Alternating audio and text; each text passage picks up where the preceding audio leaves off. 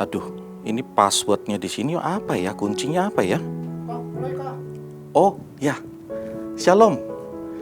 Saudara jemaat Tuhan yang terkasih dalam Kristus, saya bersyukur pada hari ini kita bisa bertemu kembali. Saya percaya Bapak Ibu Saudara berada dalam keadaan yang bahagia, amin.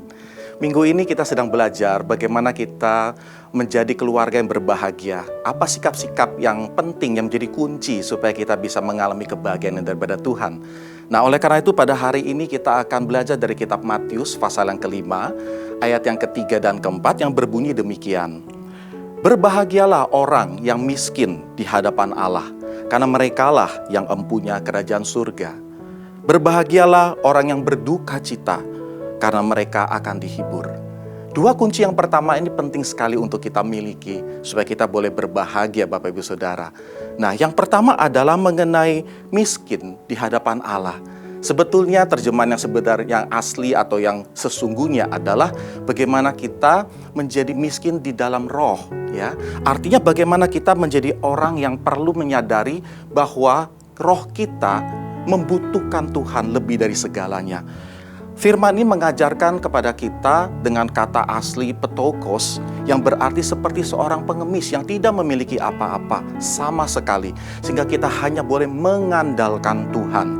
Nah, Bapak Ibu Saudara yang terkasih dalam Tuhan, kita melihat dalam keadaan seperti sekarang ini, di mana Tuhan menginginkan kita untuk berdiam diri dalam waktu yang cukup lama untuk kita merendahkan diri di hadapan Tuhan. Menyadari bahwa Tuhanlah segala yang kita butuhkan.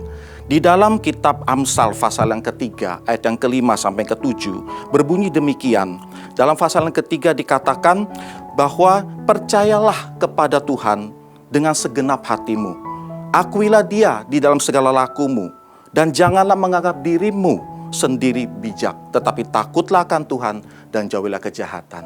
Kita perlu belajar untuk mempercayakan hidup kita sepenuhnya kepada Tuhan, mengakui Dia. Kita dalam keadaan yang sekarang tidak berdaya, kita tidak bisa berbuat apa-apa, tapi Tuhan mampu melakukan segala sesuatu. Nah, oleh karena itu, dalam masa-masa isolasi sekarang, ajarkan kepada anak-anak kita, ajarkan juga kepada keluarga kita, bahkan diri kita sendiri, bahwa kita sungguh membutuhkan Tuhan, bahwa kita tidak bisa hidup tanpa Tuhan. Apa yang kita pikirkan baik, apa yang kita rencanakan tidak akan berhasil tanpa Tuhan beserta dengan kita. Nah, oleh karena itu Bapak Ibu Saudara, kita perlu menyadari bahwa dalam segala keadaan kita perlu mengandalkan Tuhan. Nah, kemudian di sini juga dikatakan bagaimana kita perlu betul-betul belajar seperti Tuhan Yesus yang di dalam kehidupannya di bumi ini mengandalkan pimpinan Tuhan. Yesus tidak menganggap keberadaan sebagai Allah, sebagai hak yang harus dipertahankan dalam kitab Filipi katakan. Tetapi dia mengandalkan Tuhan, menyerahkan hidupnya, berserah pasrah sepenuhnya. Sehingga Tuhan pun akhirnya memperkenankan dia. Dan bahkan di kitab Wahyu kita melihat nanti ketika kita masuk dalam kerajaan surga, bahwa di dalam tahta Tuhan ada tua-tua, orang-orang yang sudah berada di dalam kelilingan tahta Tuhan. Mereka sujud menyembah, sujud tersungkur sampai muka menghadap tanah dan melepaskan mahkota mereka, mengakui dan memberikan kuasa yang sesungguhnya kepada Tuhan yang hidup.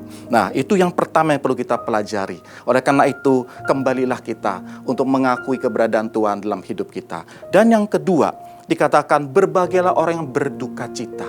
Kata berduka cita dari kata penteo, yang berarti kita betul-betul merasa kehilangan. Kita betul-betul tidak memiliki apa-apa yang sebenarnya selama ini kita miliki. Seperti orang yang ditinggal, mungkin meninggal oleh keluarga yang dikasihinya. Saya pernah mengalami itu 2 kali dari orang tua saya. Dan saya sempat menjerit kepada Tuhan, mengapa ini terjadi?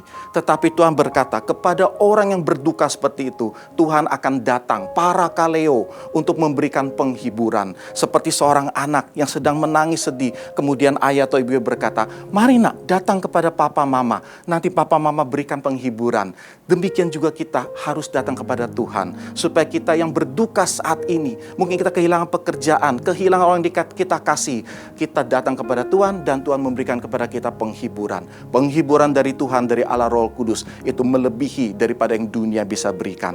Mungkin kita bersenang-senang sementara di dunia dengan mungkin keadaan di rumah, kita bisa beristirahat, kita bisa menikmati segala teknologi apa yang ada, tapi itu tidak bisa terbayarkan daripada kebahagiaan daripada Tuhan. Oleh karena itu 2 pesan ini perlu kita perhatikan baik-baik, supaya kita betul-betul merendahkan diri, menyerahkan semua kembali kepada Tuhan. Dan biarlah duka cita kita, biarlah kita serahkan kepada Tuhan.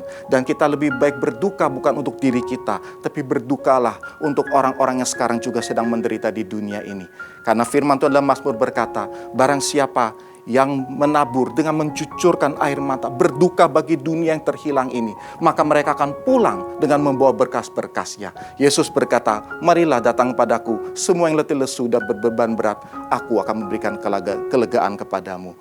Berbahagialah keluarga di dalam Tuhan, biarlah kita dalam masa-masa ini boleh menemukan Tuhan dan kebahagiaan dalam keluarga kita. Kiranya Tuhan memberkati kita sekalian. Haleluya.